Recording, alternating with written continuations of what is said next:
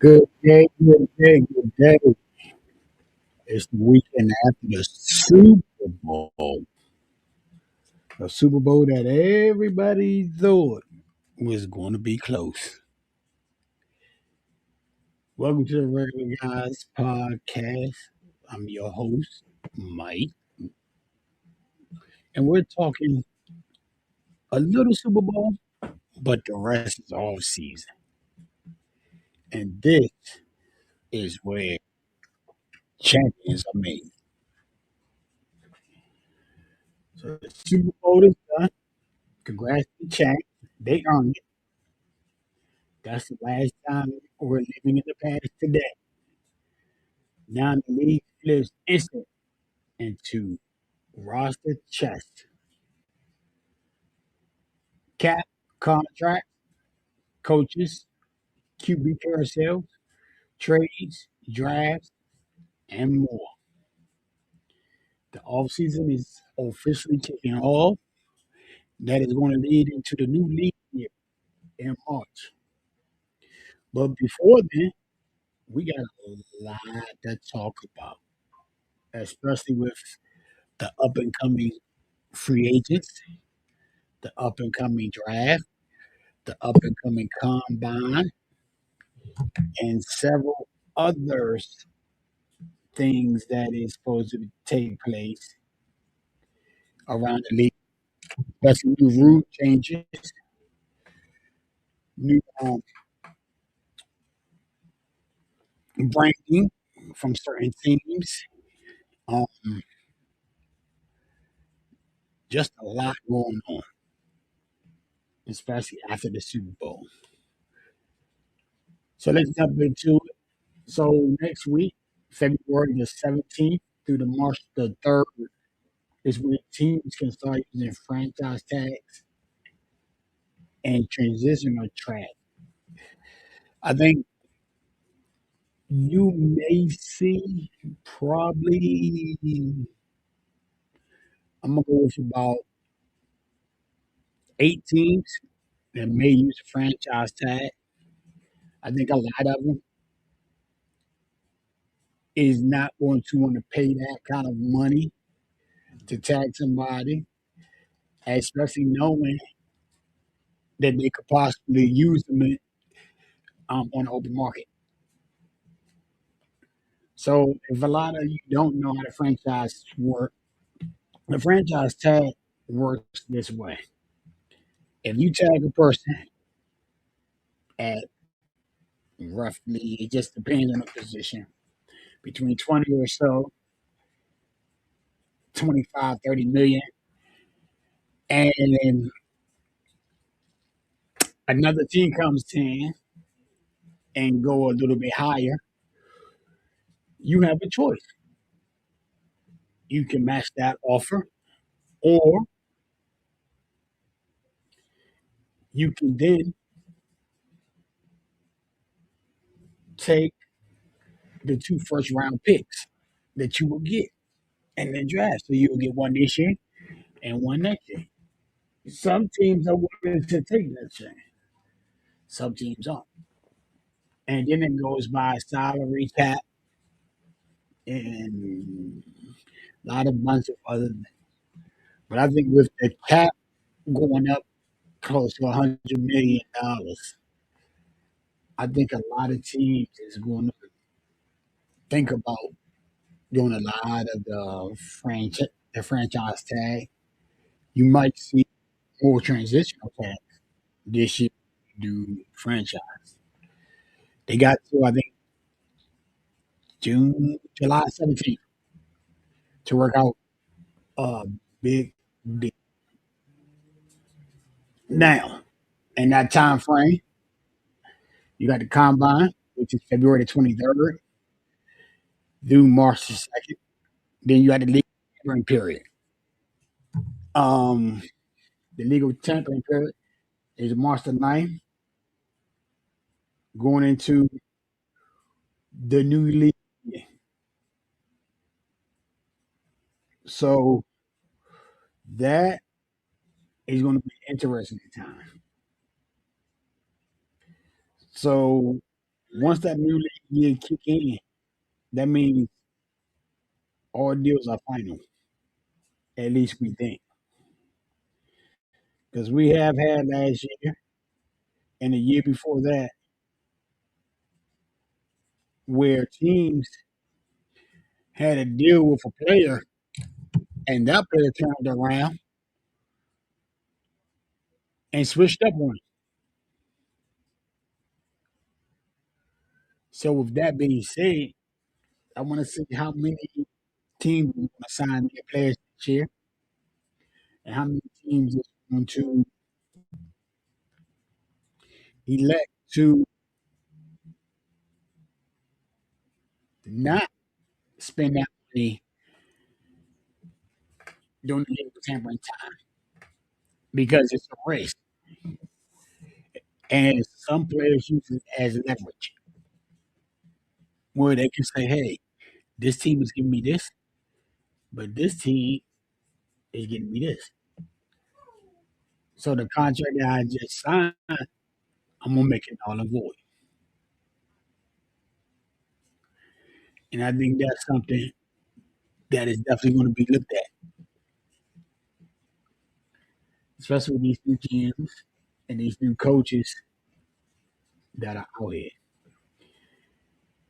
And when the new league is starting March the 11th and everything become final, then you got to get into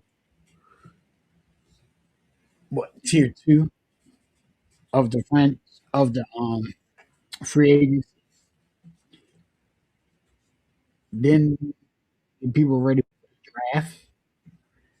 Then you're going to do what tier three. So it just depends. I know a lot of teams should be aggressive during the legal time period. Um, Now it also hurts teams that's under the cap.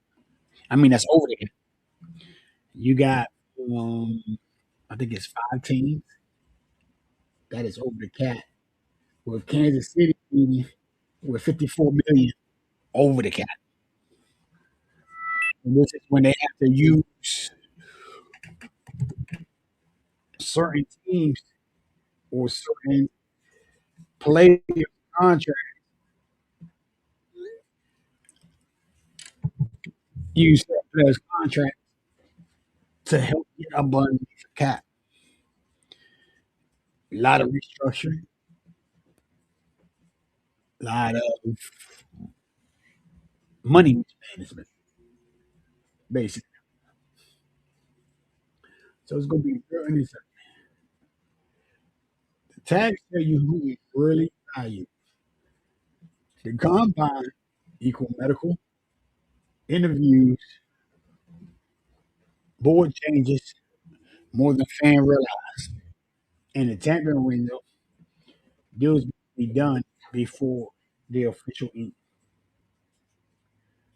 But again,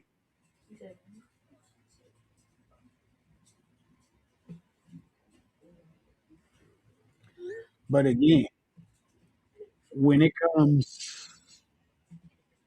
to the tampering window, that is where my concern comes in at. And the reason why I say that is just what I said before. You will get players that may agree to you now during the tampering time and then turn around and change their mind.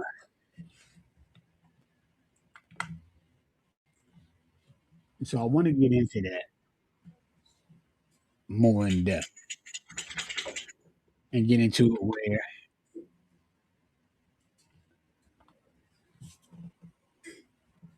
you have certain people or certain players that you will want to go after. But then where them certain players have, let's say, they want to be there. If you look at teams like the Cleveland Browns, they can go out and spend money, but the thing is that player wants to be there, and that's what we have to look at.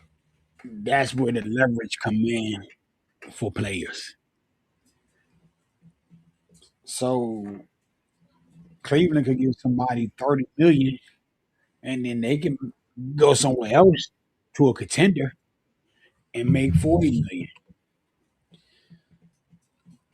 So it all comes down to if that person during that tampering window want to actually come to your team. Now, me, I would say wait to the new league year, so that way once they sign, they can't back out.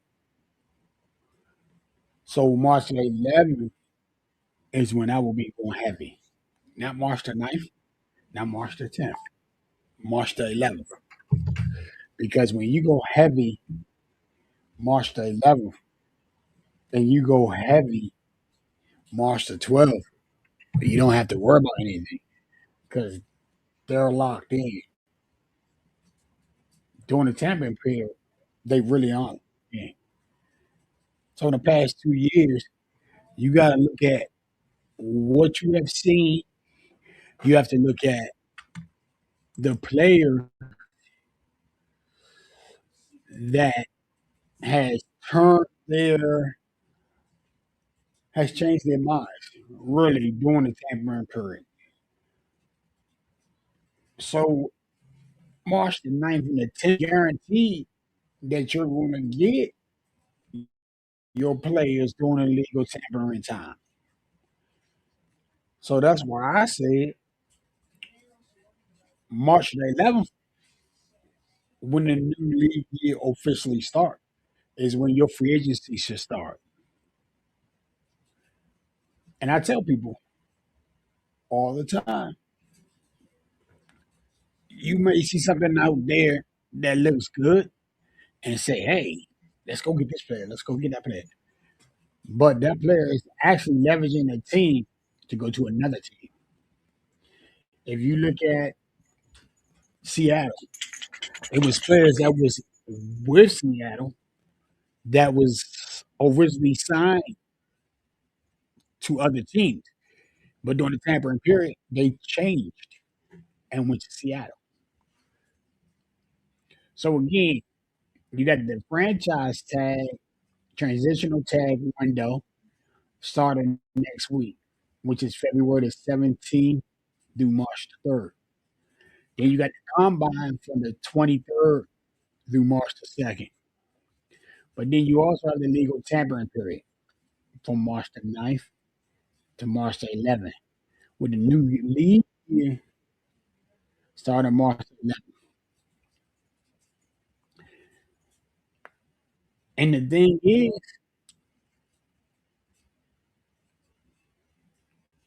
as a GM, they're doing their due diligence. They're going after the players that they want. But again, like a Cleveland, if you get that big name like a George Pickens or somebody like that, and then come the legal tampering time, you like, yeah, we got him. He locked in. We're good. And then March the 11th come before it gets official. He done changed. So the new league year starts at 4 p.m. on March the 11th. So they got from March the 9th to 4 p.m. March the 11th to change their mind, and that's a blow to a team when they change that mind because you have concepts, you have scheme, you have everything set up for this player. Because during the off season, a lot of these coaches and coordinators get together and say, hey, this is what I need. This is who I need. This is how I can scheme him. This is how I can show him his leverage. You know, so it's going to be something to watch out for. So if you look at the top five team that has the most cap space, I'm talking the Raiders. I want to say the Chargers, the Commanders, the Giants. You know, you got teams that got that money that can actually lock in players. And I think with teams that has that money that can definitely lock in players speaks right. But when you got teams that's out at the bottom of the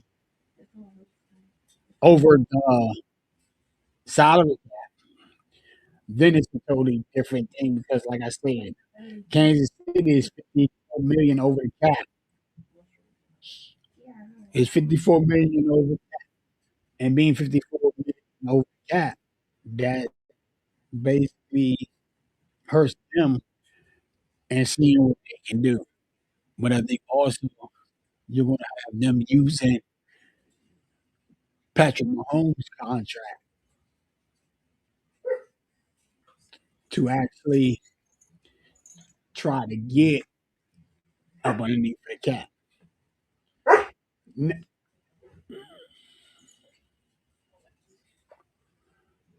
Now, you have new head coaches with different teams. And I want to see what these head coaches is going to say about that. So, head coaches aren't just vibes.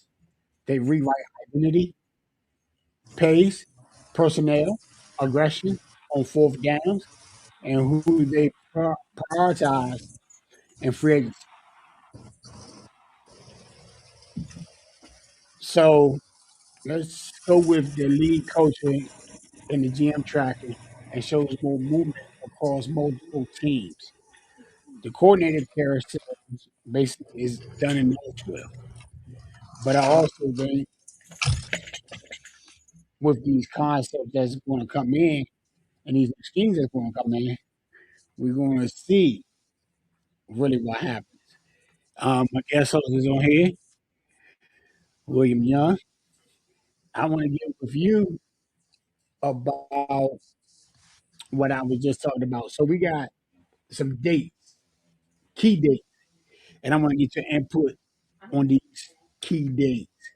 First, the franchise and transitional tag window that starts February the 17th through March the 3rd. Then the combine is February 23rd through March the 2nd. But I think the most important one, and you may agree with me on this one, is the legal tampering from March the 9th through the 11th, the You day that the fading up. new league year starts. What do you think is Let me going to go out and happen come with some back of in. I these? can't hear nothing you saying. And what do you think that about some of these? And then also, what do you think about the legal tampering on March the 9th?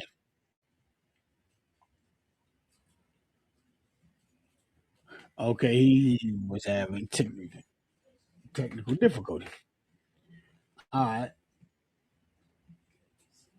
So, okay, pull this back.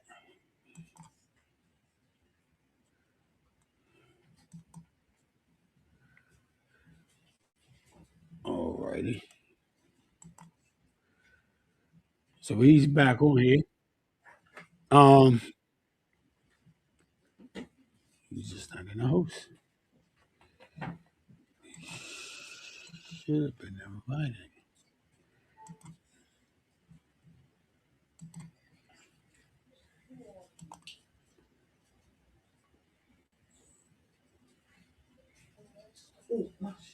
Okay, so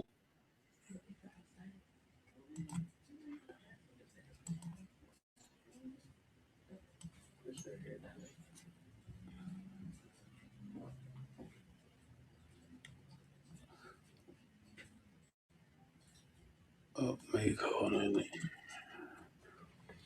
Okay, well, I think he's having technical different difficulties trying to get in. But what I am going to say and what I am going to do is get back into what I was talking about with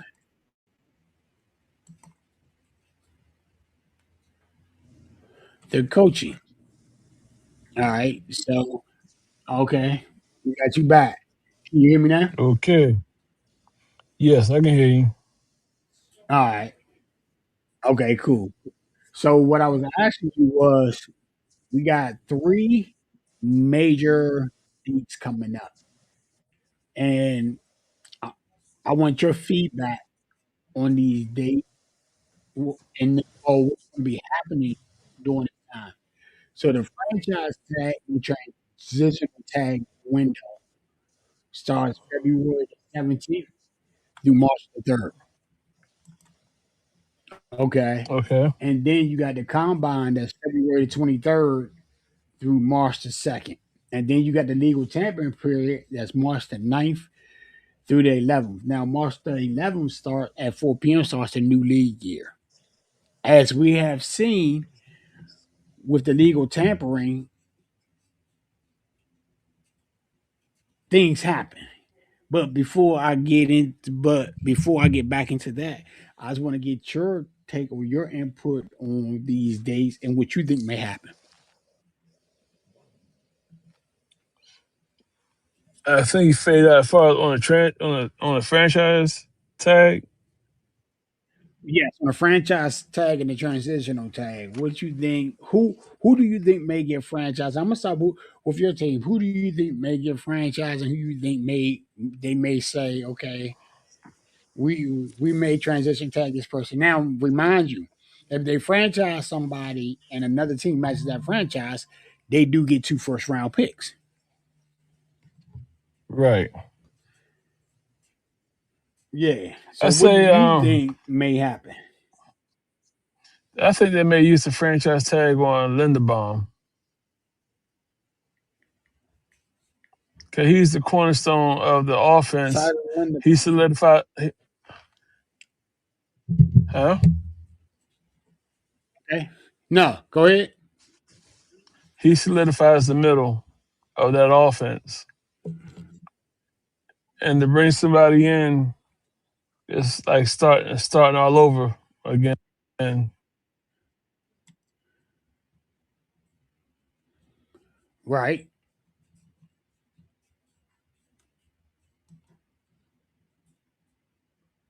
Now,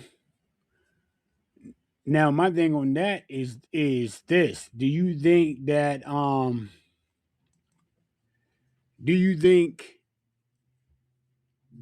they're gonna pay Linderbaum that kind of money? That's the question right there. You think that they're gonna give him the kind of money that a center will make?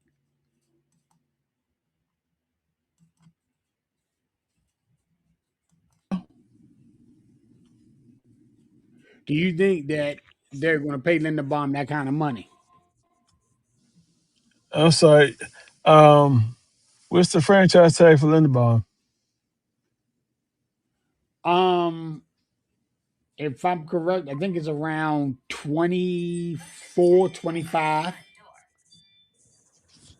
million. But who else? But who else gonna take that spot though? You gotta pay somebody. 'Cause you can't keep doing it forever.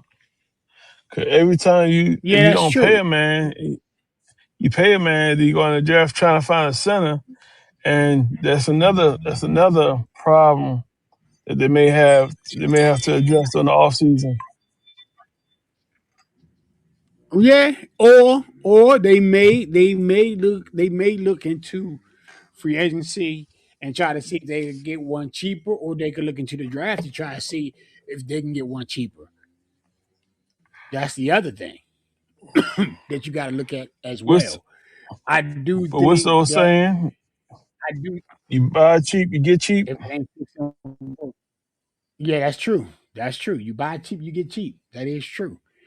But again, like you said, he's the cornerstone of that offensive line, and he's the one that you really want to build around, especially in Baltimore with with Lamar there and the players there that y'all have that basically y'all have coming y'all have there now and that y'all may have coming there. So yeah, it's good to build that line up and it's good to but the other thing is this, you got a new head coach. You got a new offensive You coordinator. do, you Will they do. want him So back? you got And will he fit the scheme that they want? Will they fit the scheme that they're trying to run? yes, yes, yes. Linderbaum, he is athletic. He can run. He's very athletic. Then you got that boy, Note. He's another athletic guard, tackle. Then you got the boy Vincent. Okay. That's another athletic tackle or guard, whatever. So you got athleticism on the offensive line. You just got to keep them. And if you don't Right, extend them right. early, you're gonna find yourself in the same position. Linderbaum should have been extended a while ago before he got to his Well, fifth year. again, Before he got to his fifth year. again, it was just like I was saying with Lamar, where they dropped the ball at with Lamar. They dropped the ball with Lamar on the fact they let the contract go all the way to the end. Instead of giving Lamar his contract in year three. Hmm. You see what I'm saying? Hmm. And hopefully with Linderbaum, again, they made the same mistake Yeah, it did. because he's a free agent. Now, Right. now I can see if there's a center coming out of college that you just can't miss on. I can see that. If you can find a can't miss center, then that's something different. Right. But you don't. But But you don't know. this is a weak draft. Right. This is a weak draft on the offensive side. It's more of a defense heavy draft than it is an offense heavy draft. I think it's. So, I think it's a little bit both. with You know. that, uh, if you look at the position areas on the team, you may Mhm. get one or two guards, you may get one or two tackles, but it's not as deep as the defensive side of the ball. And that's the thing. You may get one or two wide receivers that you may hit on. Excuse me. But other than that, I don't I don't see, anybody going after a center or something like that. Because you gotta realize the center and your quarterback are always in connection with each other. He the one that calls the Yeah. protections. He the one that tells everybody on the line what to watch out for. He's the one to tell them if it's a bug defense, if it's a 3-4, if it's a 4-3, if they're coming from the blitz, where the mic is, and all of that. And the slide protection, where protection needs to be sleep.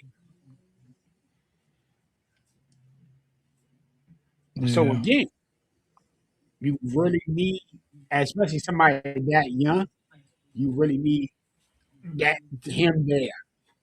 If he leave and goes to the Giants and follow hardball, that'll be the biggest mistake Baltimore made.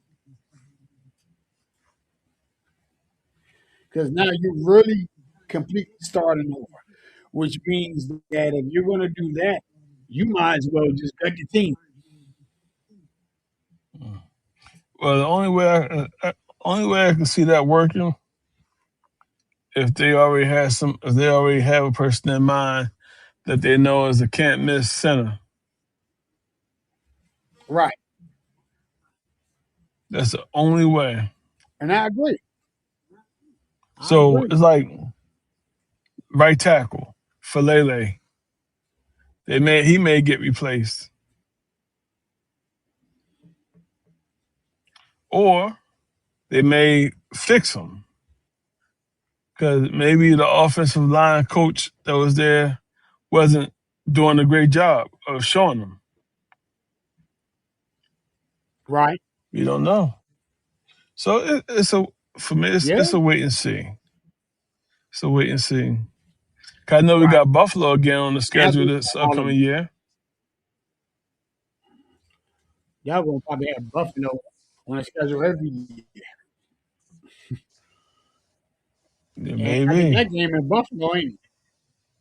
Yes, it is. I think that game at the new album. Yeah, you said the new album Stadium. Yep.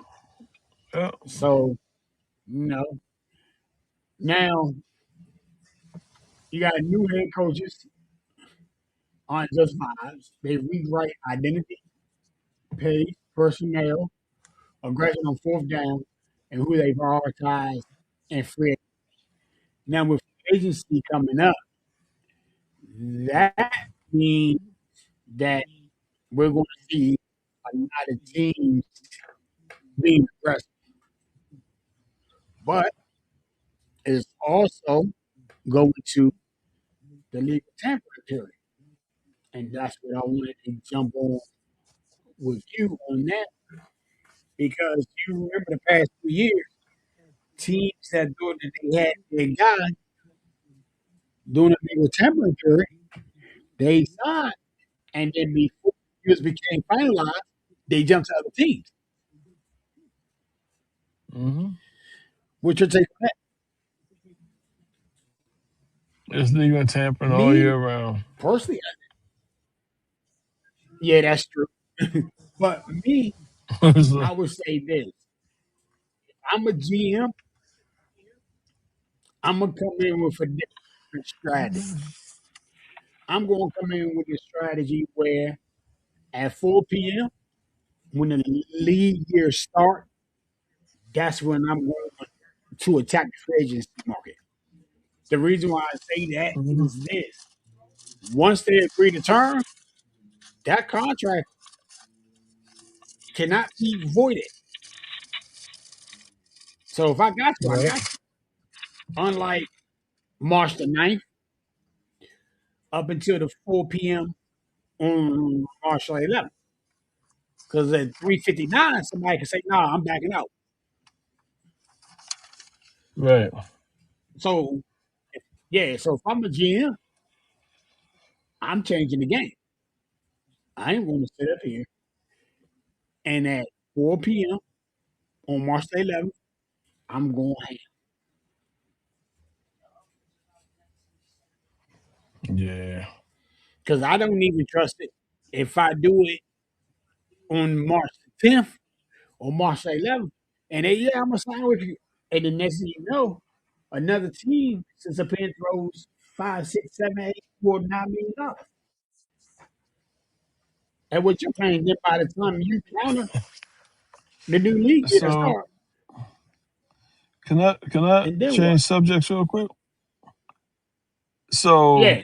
I don't know how true it is, but it says Sean McDermott will be heading to Baltimore for a special role in the Ravens coaching staff as the Ravens agreed to these simple conditions. Um. What do you think? Let me see. It just depends on what they're bringing him in for.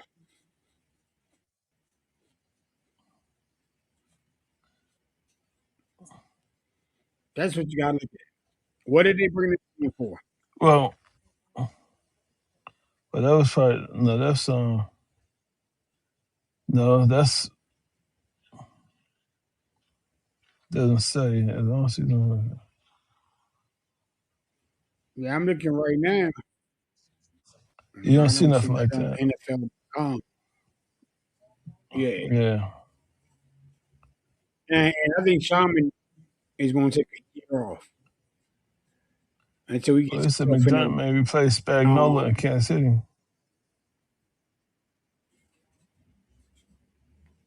hey, that'll be a good fit.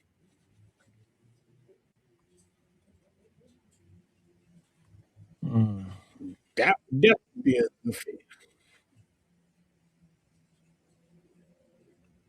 Yeah, we'll see. But yeah, but getting back to the subject at Yeah, hand, the like I said, teams tamper all year round. It's just those who do it very blatantly they get in trouble.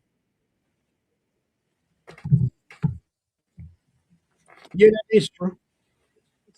But again, like I said, say the tampering window, it was basically done before officially in, and that's the thing.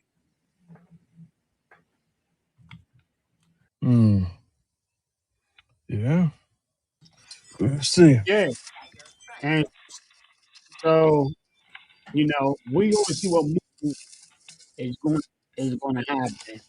Um, what are three hires that you like? Say again. What are three hires that you like, and what is one hire that is giving you a side eye? Mm. Well, I ain't gonna say I like it, but I'm interested to see what Dallas is going to do as far as their new defensive coach goes. It seemed like it was a good hire for that Okay, for their standpoint. And then two, okay, I like the hire of Anthony Weaver for the DC for Baltimore, so that Mentor can concentrate on the coaching part of it. So that's a good hire. And then three, okay. maybe the Giants got to go hire in Harbaugh so he can really show what he can do as a coach. And let Baltimore see that, well, let Rashadi see that it was a mistake to let him go.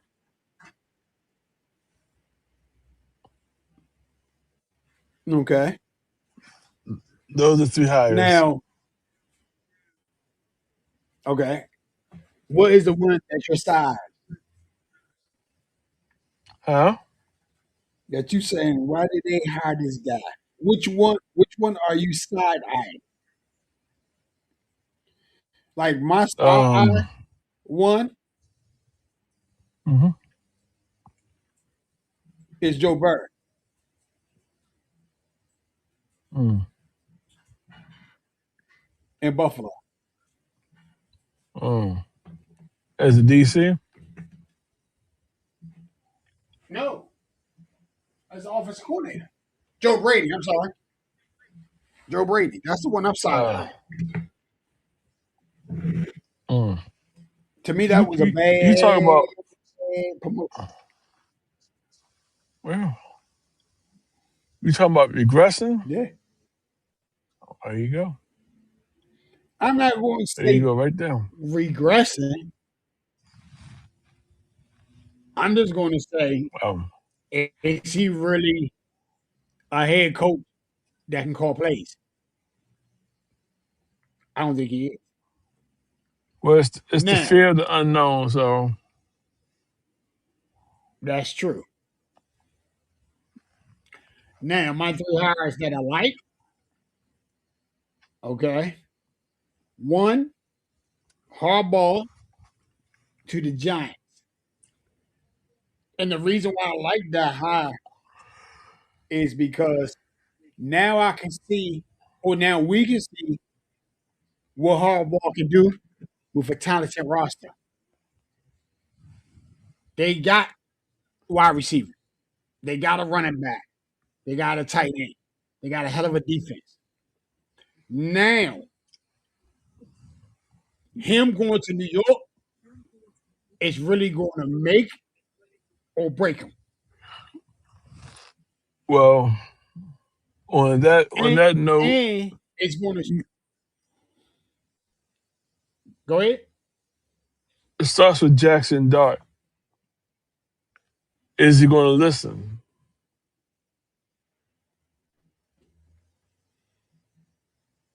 Is he going to listen? When the coach tell him to get down, don't take those hits. Is he going to listen? He probably will. I don't know. But, and the reason why I said what I said about make or break is because of this. You're going into a situation, not only a situation, but you're going to the second biggest media market in football with a nice roster. You got something that you didn't have in Baltimore. Now, I'm going to piggyback off of what you said. This is going to say if it was a mistake for Baltimore to let him go, or was this the real reason why Baltimore let him go? So that's what you got to look at when it comes to this hire. This has to be one of them hires where New York hit a home run and his coaching staff is going to be one of the best out there. Let's see. I think the second hire that I like is Mike McCarthy going to the Steelers. And with Mike McCarthy going to the Steelers, I think that is going to bring out real Steeler football. But is this play call vanilla? That's the question. Is this play call still predictable? I don't, I don't, well, if you look at it, every, let me see, every head coach offense is predictable. They just switch it up on certain teams and certain downs and distance. Because before, everybody on first and second down did what? They ran the ball. First, second down, run down, third down, pass down. They may go for the fourth. I think that's where the league is starting to change it. Because now you got a lot of teams going for and fourth down. Yeah, you do. That's is probably where the league is more involved in than anything else. But I don't.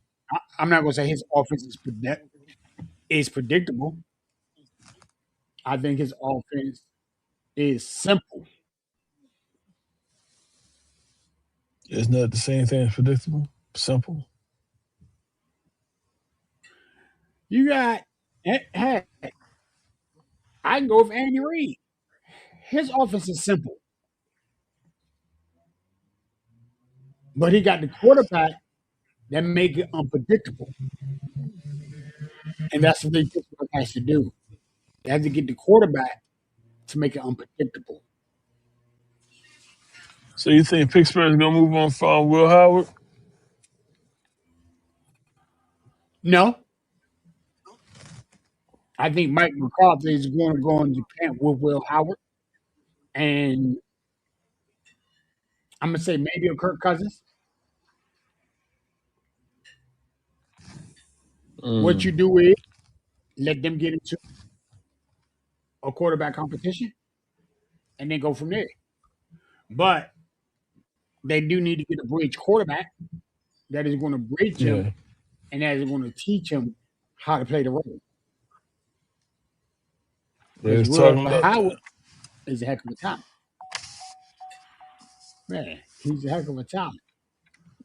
Now, the third one I like is the coordinator that we got for the defense side of the ball.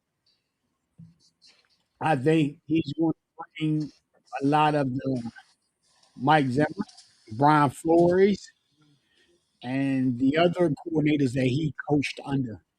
I think he's going to bring a lot of that there. You're going to see a multiple lead look. You're not going to see the same 4-3.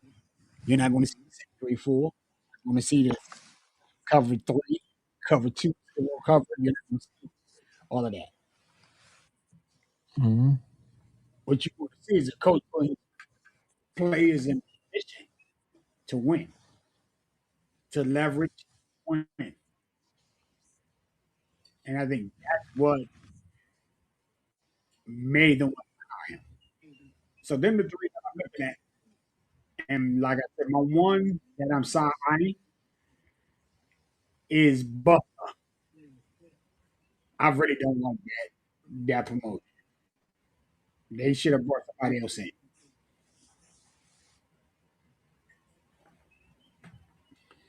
So I'm going to say this.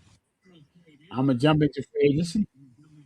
You want this to feel like a war room, positioning group, let's fit, and watch the tag. Okay, so basically, my first one is edge and pass rush, and I'm gonna go with my man Trey. I would say look for him to go to the coach. And why does it make sense? Not just because they need a pass rush, but the staff ties. Remember, Right? he has a good connection with Lou Amaretta, the defensive coordinator now with the coach. Yeah. That's the reason why I'm going there. He knows the defense. He doesn't have to learn any defense. Still got to teach it for everybody else to Um, do their job. yeah, that's true. That's true. But he can show them and help the coaching staff teach at the same time. He could. Excuse me. So I like, yeah, I like that. I'm gonna say my other one is wide receivers. Um, you can add or take the takers by wide receiver twos or builders buying wide receiver ones. I think the biggest name out there right now is George Pickens. How he Yeah. gonna fit and where he gonna fit at. That fits somewhere. I do think, yeah, yeah, he's gonna fit somewhere. But we'll see.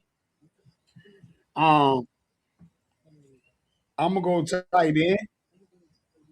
I know Cal Pitt's name is out there, but I think the biggest tight end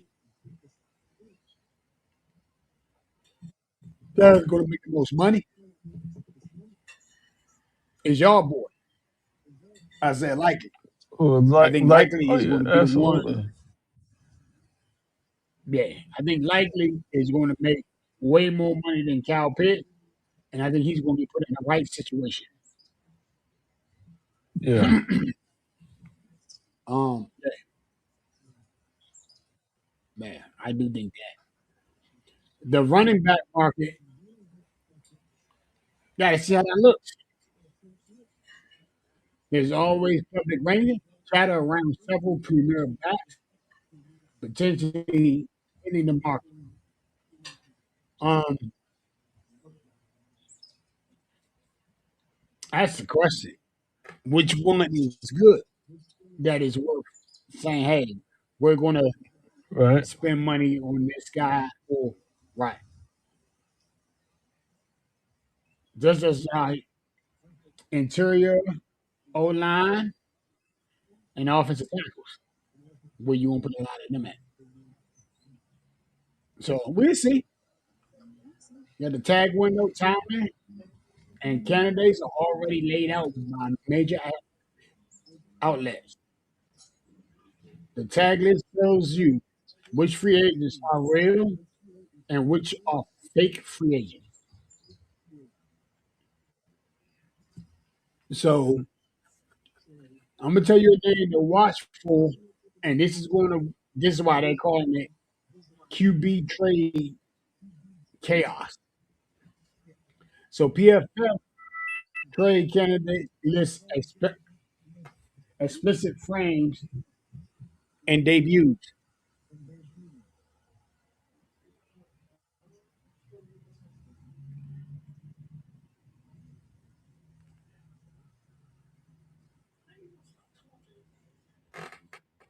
And debuts. And you gotta look at the three names that I'm throwing, well, four names. I'm gonna throw at you. That's gonna make it a wild QB market. And them four is Kyler Murray, Tua Tagovailoa, Mac Jones, and Geno Smith. And I think out of all of them, I think the most intriguing name is Tua Tagovailoa. I want to see how Miami handled that situation, and I think how they're going to run it or perceive it because they're going to be 99 million owed to him, and with that 99 million, what are they going to do? Are they going to eat it or are they going to keep him on? You know, um, DJ Moore is another name to watch out for, and then we got to see what's going to happen in trades, cap hit, dead money, post June 1st leverage, and draft compensation. And I see that Mel Kiper has his big board already out. He's doing his mock drafts. A lot of us is doing our mock drafts. Um, and like I said, I think Mendoza goes first, and then right after that, that's when the chaos happens.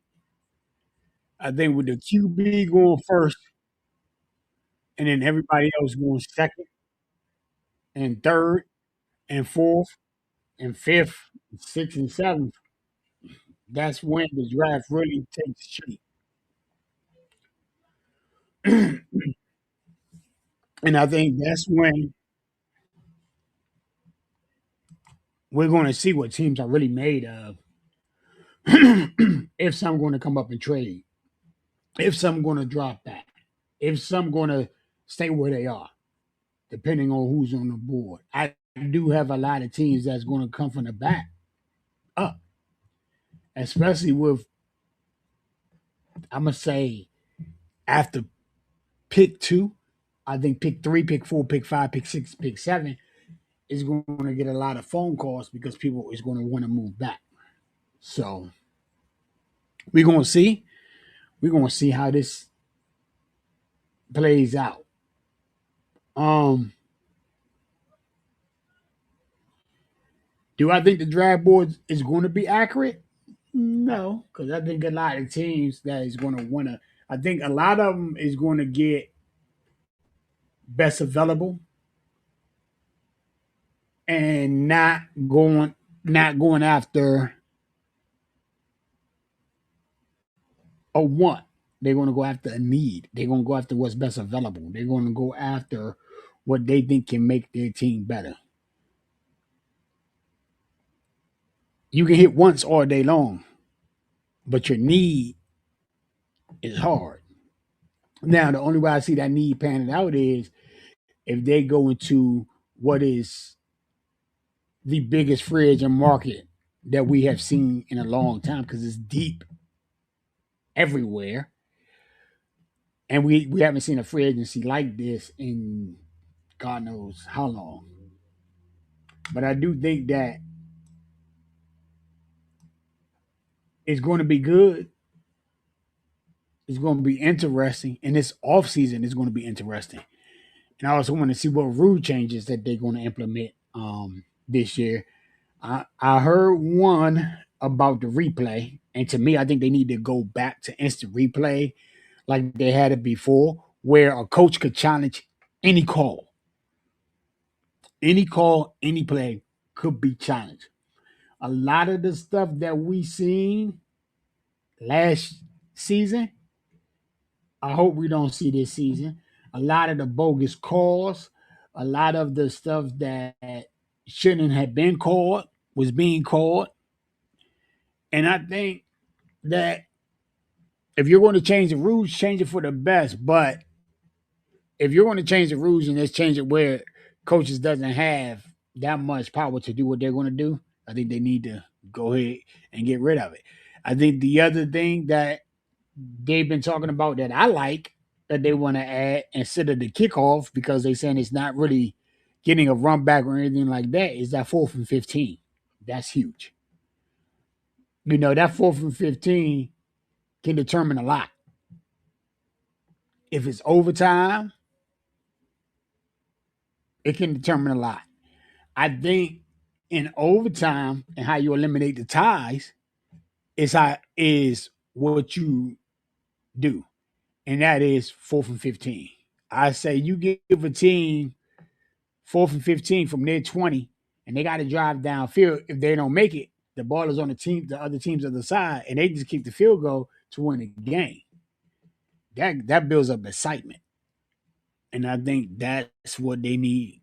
If they want to change the rule, change the overtime rule to that. Change that overtime rule to let's do if it runs out sudden death 4th and 15. If they don't make the 15 yards, the other team gets the ball, they kick the field goal to win the game. The only time you shouldn't use a 4th and 15 is in the playoffs and the Super Bowl. And in the playoffs, they're not going to use it because then it goes to sudden death. So I think during the regular season, that's something that the league should definitely look into. That will prevent a lot of ties. If you go into overtime and you give a 10-minute overtime, okay, you don't need a 10-minute overtime. You don't even need a running clock. You get a running clock or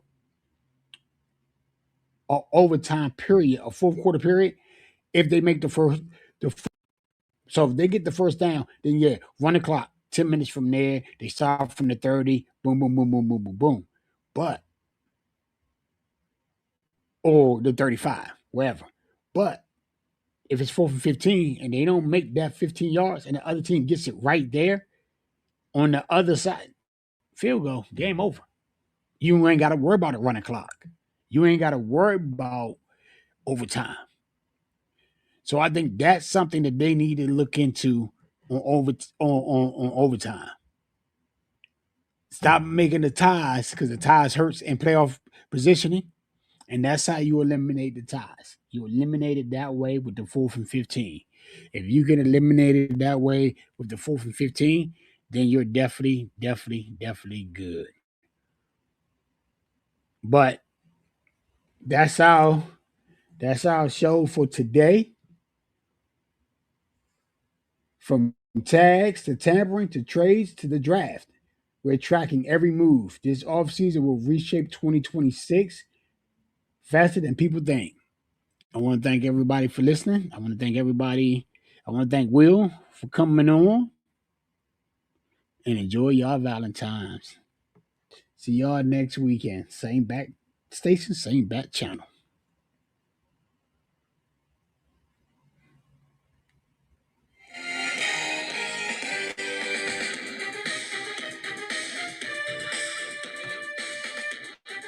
Mhm.